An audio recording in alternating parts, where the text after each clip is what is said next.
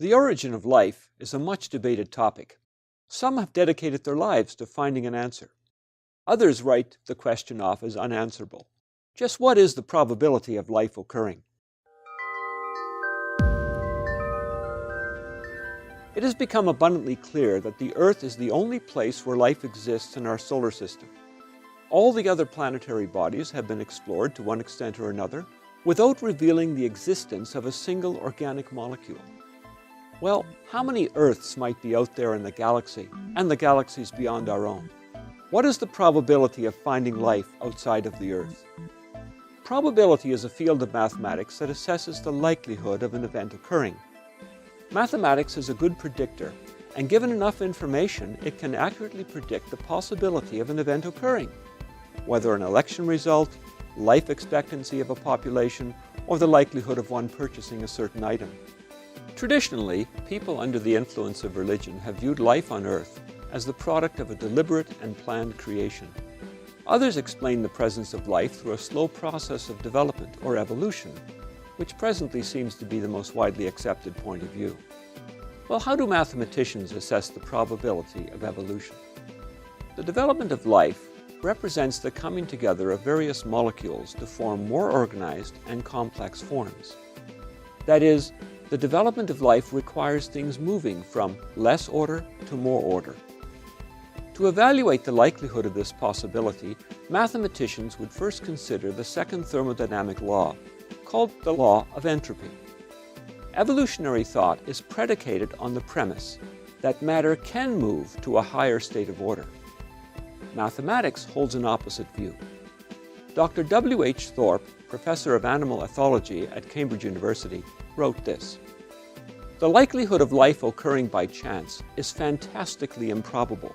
The spontaneous formation of life violates the second thermodynamic law, which states that all closed physical systems, such as the Earth, tend toward a state of maximum disorder." Let me give a simple example of probability. If you had a single die, the likelihood of rolling a 1 is 1 out of 6. If you had a 10-sided die, the likelihood of rolling a 1 is 1 out of 10.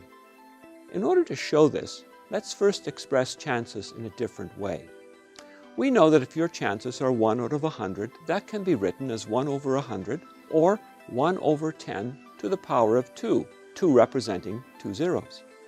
1 out of a million can be written as 1 over 10 to the power of 6, because there are 6 zeros. In mathematics, if the chances of something occurring are smaller than 1 over 10 to the power of 50, we generally say the chances of that event are nil. That is, it will not occur. That's because 1 over 10 to the 50th, or 10 to the 50th, represents a number that is far greater than the estimated number of planets in the entire universe. In that light, we can look at the statement from Dr. Jean Morton. The odds that a single large protein molecule can develop by chance are 1 over 10 to the power of 113. He goes on to say that the chances of the natural development of the 25,000 enzymes that make up the human body are 1 over 10 to the power of 2,825,000.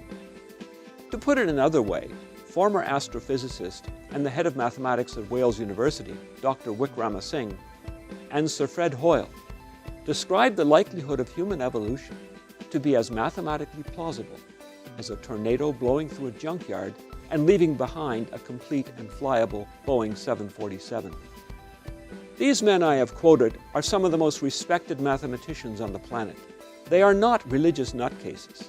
They have looked without prejudice at the notion that life evolved by chance from non-life and has progressed through natural selection into the complex forms we have today, and they've come to the same conclusion.